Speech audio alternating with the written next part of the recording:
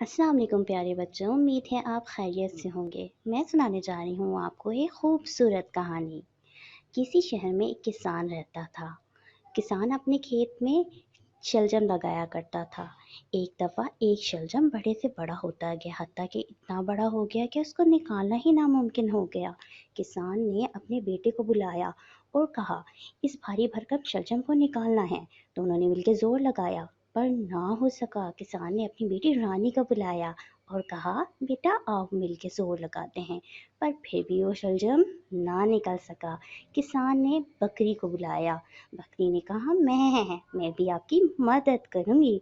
लेकिन फिर भी वो शलजम ना निकल पाया। किसान ने अपनी बिल्ली मानो को बुलाया और मानो ने, राजू ने और रानी ने और बकरी ने मिलके जब जोर लगाया तो भारी भरकम शलजम निकल गया और सारे एक दूसरे के ऊपर गिर पड़े और सबकी हंसी निकल गई।